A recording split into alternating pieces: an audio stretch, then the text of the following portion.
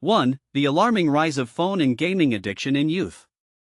2. How to protect your kids' mental health in the digital age. 1. The alarming rise of phone and gaming addiction in youth. Here's a scary truth: nearly half of young people are trapped in addictive digital cycles that threaten their well-being. A groundbreaking 6-year study uncovers how devices and screens, once seen as harmless, are reshaping mental health outcomes for an entire generation. Let's unpack the findings. Researchers tracked 4,300 children aged 9 to 10 for 6 years, monitoring their phone, gaming, and social media habits. Here's the kicker: 49% developed high-risk phone use patterns marked by cravings, compulsive behavior, and negative impacts on daily life. Over 40% showed similar addictive traits with video games, while 10% developed problematic social media use. But what's truly alarming? This isn't just about isolated incidents. Some young people gradually escalate from casual use to full-blown addiction, a trajectory that starts with occasional gaming and spirals into all-night sessions. Among these groups, risks for suicidal behaviors and thoughts skyrocketed by 2 to 3 times compared to their peers. By the study's end, 5% of participants reported actual suicide attempts, while 18% admitted to suicidal ideation. Here's where conventional wisdom gets flipped: the hours spent on screens alone couldn't predict these outcomes. It's not about how long they're right, but whether use interferes with sleep, school, or relationships, warns lead researcher Yun Yashao.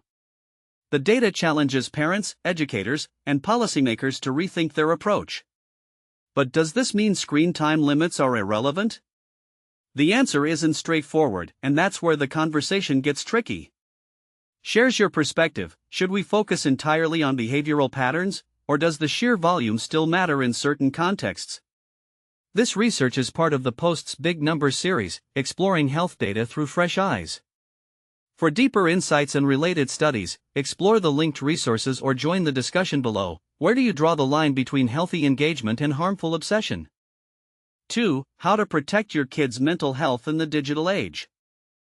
Imagine handing your child the keys to a vast, unregulated playground, filled with unseen dangers, tantalizing distractions, and endless temptations.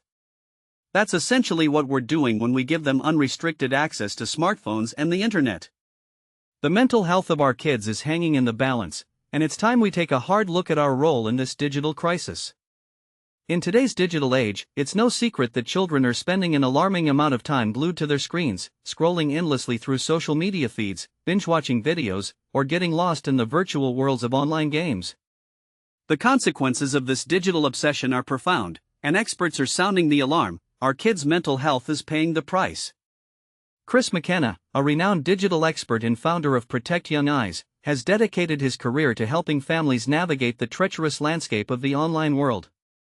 With a keen eye on the evolving digital threats, McKenna bluntly states, "When we first started exploring the impact of smartphones on children, we had nothing but a gut feeling that something was terribly wrong with putting 100 million choices and 100 million people in the pockets of 14-year-olds, expecting them to make sound decisions daily."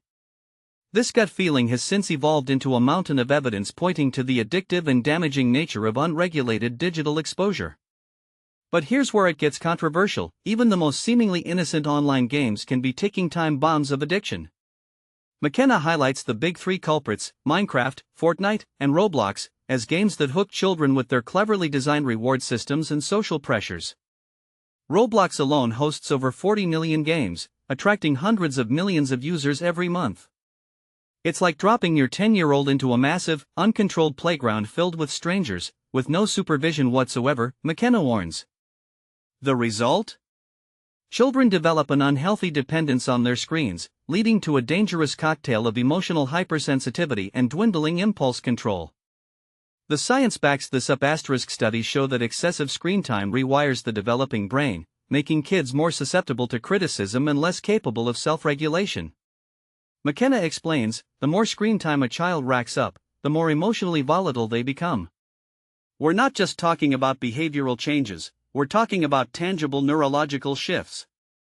It's as if their brains are constantly asking, am I liked? Am I popular? Am I loved? Questions expertly exploited by social media platforms designed to capture and retain teenage attention. Every social media app, McKenna argues, is meticulously crafted with the teenage brain's limbic system in mind, the part of the brain obsessed with exploration, validation, and social acceptance. These platforms prey on fundamental human insecurities, turning them into tools for digital manipulation, he asserts. So, what's the antidote to this digital epidemic? The answer isn't about cutting out technology cold turkey. It's about smart, gradual integration. McKenna champions a philosophy he calls right tech, right kid, right time, a personalized approach recognizing that every child matures differently. What works for one 14-year-old might be disastrous for another. It's not about age alone, it's about individual readiness and responsibility, he clarifies. This slow tech strategy encourages parents to delay full exposure until their child demonstrates the maturity to handle it. But what if you've already opened the floodgates? If your child is already drowning in a sea of digital stimuli, McKenna's advice is stark: it's time to get ridiculously involved, be ridiculously intentional, ridiculously observant, and ridiculously direct in your conversations. Check their phones regularly, not as an invasion of privacy, but as an exercise of your parental ownership. Let's be clear, no underage child owns their phone, parents do, he emphasizes. This isn't about mistrust. It's about safeguarding their mental well-being in a world where digital risks are non-negotiable. A particularly alarming trend McKenna points out is the rise in self-harming behaviors among teenage girls, often facilitated or exacerbated by online pressures. Regularly monitoring their online activity isn't just recommended, it's a necessity for their safety. Parent-led ownership is not a dirty word, it's a duty of care in the digital era, McKenna insists. So, where do you start? McKenna's organization, Protect Young Eyes, https://www.protectyoungeyes.com, offers a wealth of resources to guide parents through these choppy digital waters. From setting healthy boundaries to understanding the hidden dangers of apps and games, the journey begins with education and ends with a balanced approach to technology, one that prioritizes real-world connections over virtual validation. Here's the provocative question: are we, as parents, educators, and society at large, complicit in this digital experiment on our children? Are we prioritizing convenience over mental health, and screen time over genuine human interaction? McKenna's work forces us to confront an uncomfortable truth: the digital world isn't going away, but our children's well-being shouldn't be held hostage by it. We want to hear from you. What's your take on managing screen time for kids? Do you believe ridiculous involvement is the key, or is there a better way? Share your thoughts, stories, and disagreements in the comments below. The conversation starts here.